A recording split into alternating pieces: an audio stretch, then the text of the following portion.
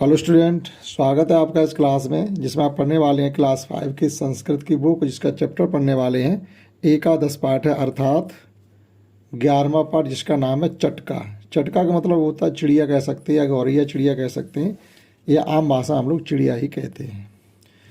तो ये 11वां पाठ है संस्कृत सुबोध का, क्लास 5 की बुक का। इससे पहले कि हमने आपको 1 से लेकर 10 तक चैप्टर पढ़ाए हैं और इसकी वर्क बुक कंप्लीट हमने पढ़ा दी है, उनको भी आप पढ़ सकते हैं। जो 1 से लेकर 10 चैप्टर है उनकी लिंक भी आपको हम इस वीडियो के डिस्क्रिप्शन में दे देंगे, आप उनको वहाँ से देख सकते हैं।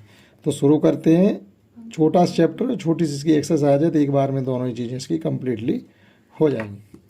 तो यहाँ पर कहा जा रहा है एकस्मिन् दिवसे सौम्या स्वगृह प्रांगणे उपविशत। एकस्मिन् दिवसे का मतलब है एक दिन कह सकते हैं। एक दिन सौम्या स्वगृह प्रांगणे का मतलब स्व माने अपने होता है कि अपने घर के आंगन में कह सकते हैं। प्रांगणे आंगन में, अर्थात सप्तमी विभक्ति एक वचन और अधिकरण कारक होता है। मैं पर ऊपर के लिए सप्तमी विभक्ति आती है। तो स्व प्रांगणे उपविशत मतलब बैठती है। तो एक दिन सौम्या अपने घर के प्रांगण में बैठती है। पुस्तकम पठत मतलब पुस्तक पढ़ती है। तदानीमेव एका चटका प्रांगणस्य अंतः आगच्छत। तदानीमेव मतलब होता है उसी समय। एका चटका स्त्रीलिंग के लिए एका आता है, तो चिड़िया है तो स्त्रीलिंग में ही है वो। एका चटका प्रांगणस्य, अब देखो यहाँ लिखा था प्रांगणे और यहाँ लिखा हुआ प्रांगणस्, अर्थात यहाँ पर है षष्ठी विभक्ति एक वचन, भांति सप्तमी विभक्ति एक वचन। तो ये का के लिए आता है, संबंध कारक इसमें होता है।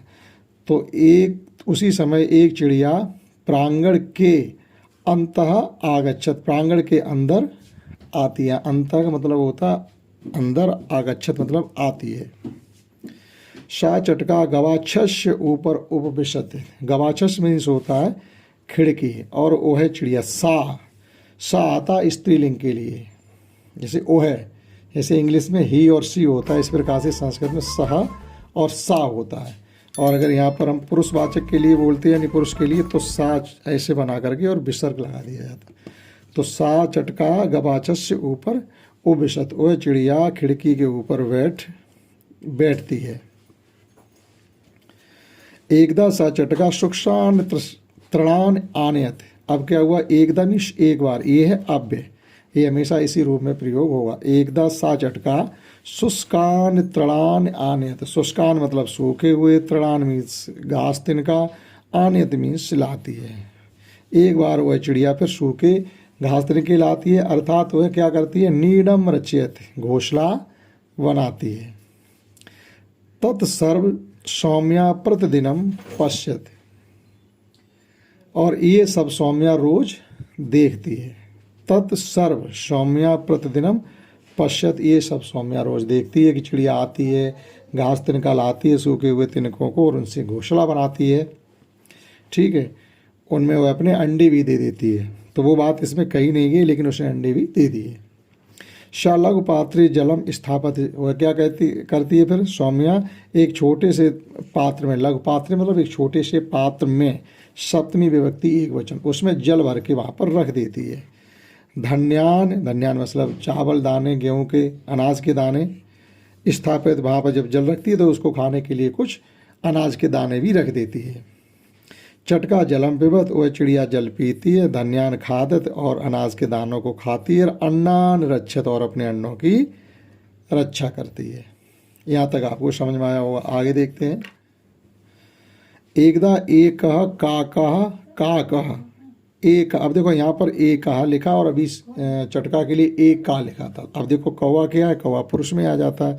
तो फिर एक बार एक है का अन्नान खादितुम तत्र आगच्छत। फिर क्या हुआ, एक दिन एक कौवा उन अन्नों को खाने के उद्देश्य से वहाँ आता है। एक कौवा अन्नों को खाने के लिए आता है। सौम्या काक पश्यत, सौम्या उस कौवे को देखती है। शीघ्रम जालम आनयत, सामान्य मतलब वह कौन, सौम्या। शीघ्रम जालम आने, शीघ्र ही सौम्या एक जाल ले आती है। नीडस ऊपर जालम स्थापित, और उस घोंसले के ऊपर, नीडस मतलब घोंसले के ऊपर, ये षष्ठी विभक्ति एक वचन में होगा, संबंध कारक होगा, मतलब घोंसले के ऊपर जालम स्थापित और घोंसले के ऊपर जल को रख, जाल को रख देती है। अन्नान रक्षत और अन्नों की कौवे से रक्षा करती है। एतद दृष्टवा चटका प्रसन्ना भवत। अब एतद मतलब यह, दृष्टवा मतलब देखकर, चटका चिड़िया प्रसन्ना भवत बहुत खुश होती है। चटका सौम्यायाम समीपम आगच्छत च्यों च्यों बदत। अब वह चिड़िया सौम्या के पास आती है क्योंकि अब उसकी जान पहचान हो गई, और ची ची ची बदत मतलब बोलती है या ची ची ची करती है। सौम्या प्रसन्ना भवत, और सौम्या भी खूब प्रसन्न होती है। तो ये था इस चैप्टर 11 के चटका पाठ का हिंदी अनुवाद। अब देखते हैं इसकी एक्सरसाइज, बहुत ही छोटी होगी, 2-3 क्वेश्चन होते हैं ग्रामर से रिलेटेड। तो यहाँ पर शब्दार्थ हैं कुछ, वर्ड मीनिंग वो इस प्रकार से हैं। प्रांगणे हमने आपको पढ़ाते तभी बता दिए थे, घर के आंगन में, कि देखो कह उपविशत मतलब बैठती है, तदा नींद में उसी समय, गवाचस्य खिड़की होती ऊपर, ऊपर शुष्कान तृणान सूखे घास फूस, एकदा एक बार, नीडम घोंसला होता, मनस ये शब्द उसमें आया ही नहीं, धन्यान अन्न आदि, और खादित्व मतलब खाने के लिए। एक्सरसाइज समझते हैं इसकी। तो फर्स्ट क्वेश्चन इसमें है कि एक पदेन उत्तर, अर्थात आपको एक शब्द में उत्तर लिखने, बहुत नहीं। सौम्या कोत्र उपवश, सौम्या कहाँ बैठती है, तो गृह प्रांगणे, स्वगृह प्रांगणे भी लिख सकती है। का जलम पिबत, चटका जलम पिबत। चटका किम रचयत, नीडम रचयत। सौम्या शीघ्रम किम आने, सौम्या शीघ्र ही क्या लेके आती है, जालम। तो ये इनके सवालों के इस प्रकार से खाली जगह में हम उत्तर लिख देंगे। और सेकंड है चटका किम किम करोत, उदाहरण अनुसारम लिखत। ठीक, वह क्या क्या करती है, जैसे यहाँ इन्होंने एक लिख रखा है चटका तृणान आनयत। ठीक, तो इसमें से लिखे गए हैं तृणान, और एक हमने यहाँ से उठाया चटका तृणान आनयत। फिर लिखेंगे चटका नीडम रचयत, तो चटका अपनी तरफ से लिखेंगे नीडम, और रचयत यहाँ से एक शब्द उठा लिया, इस पर एक इसमें से एक इसमें से, चटका पहले लगाएंगे। चटका जलम पिबत, इसी प्रकार से चटका धन्यान खादत, और चटका अन्नान रक्षत।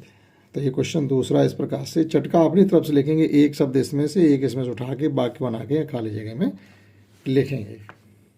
और लास्ट क्वेश्चन है वाक्यान पूर्यत, यानी वाक्यों की पूर्ति करिएगा, यानी खाली जगह भरिएगा।